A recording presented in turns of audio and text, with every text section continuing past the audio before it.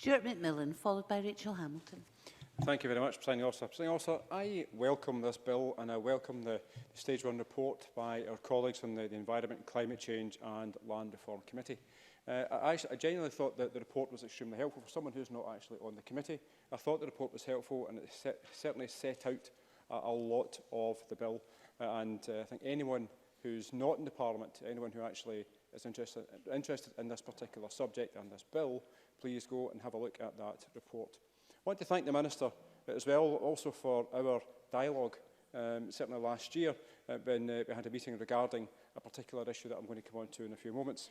I'm going to focus my comments on the local issue, but I do want to touch upon a couple of things in the bill and also the Stage 1 report first.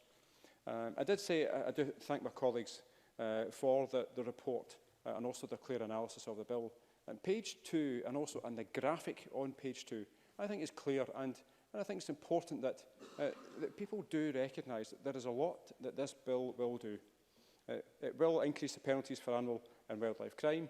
It does introduce fixed penalty notices. It extends the time allowed for prosecution. It increases the protection for service animals, and it gives new powers to authorised persons.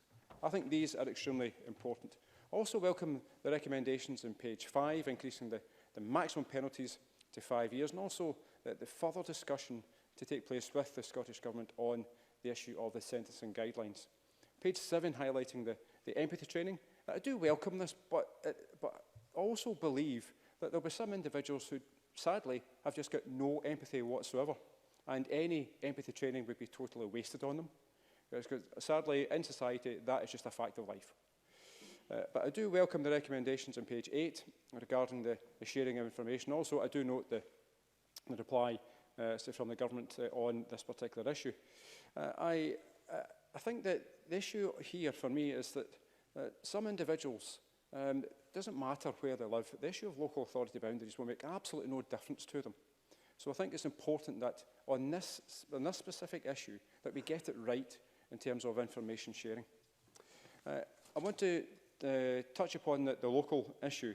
And that was something that I've spoken to the Minister about this before and also raised it in the Parliament before. And it was an issue that was raised in the last parliamentary session as well. In 2011, an incident happened in Gourock at Pet's Corner. It was reported in the local newspaper, the Gourock Telegraph, that someone had entered the park in Gourock and killed a number of the animals. The animals were killed by an item thought to be a golf club, as well as also by a dog. The paper wrote, and I quote, "The animal attackers went on a sickening rampage at the popular family attraction, which left 6 animals dead, 12 missing, and another 2 needing urgent treatment at a vet surgery. It's thought a golf club and a large dog were used as lethal weapons in the frenzy."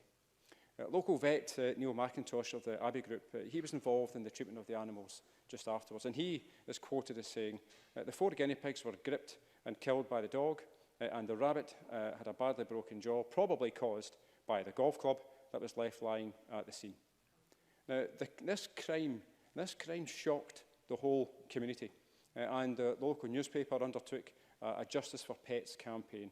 The campaign received over 5,400 signatures on its petition, and it was handed in to the then Cabinet Secretary Richard Lochhead in the last session. Both ex-MSP Duncan McNeill and myself, we attended that meeting, and we were fully supportive of the Gourock Telegraph's campaign. The 2 asks of the campaign were that, first of all, increased sentencing, but secondly, to remove the time bar. And the second point was important because, say, this event took place in 2011, and local police found DNA evidence in 2013, 2 years later, directly linking an individual to the offence, and they went and arrested him. Sadly, as this happened after the 6 months period that was allowed at that point, this individual walked free. I note that the bill seeks to safeguard domestic farm and wild animals, and the various penalties already highlighted are very much welcome, but I'm aware also that each of the penalties will be triable under either solemn or summary procedure, and time bars for bringing prosecutions will no longer apply after enactment. So I'd be grateful if the Minister could therefore confirm and also clarify that the bill achieves the goal set out in the Gourock Telegraph campaign, And if there are any issues in this area, I will certainly continue to dialogue with the Minister on this. And I'll quote the letter that the Minister sent to me in March of last year, and it states, it intends, regarding the campaign, it intends that the more serious animal welfare offences could, in future, be prosecuted under solemn procedure, removing the statutory time limits for prosecution, and those proposed changes would appear to meet the concerns of those supporting the Green Telegraph petition. And I'm also very much aware, certainly section 10 on page 10 of the bill, and on the issue of and I quote one part, is but no such proceedings may be brought more than 3 years. So I'm grateful certainly for just a wee bit of clarification on this.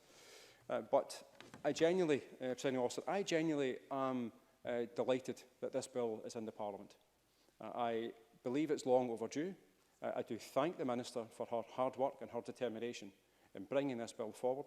And I know that certainly animals across Scotland will be a lot safer as a consequence of it. And I'm quite sure, and I believe that many of my constituents will be delighted as a consequence of this bill.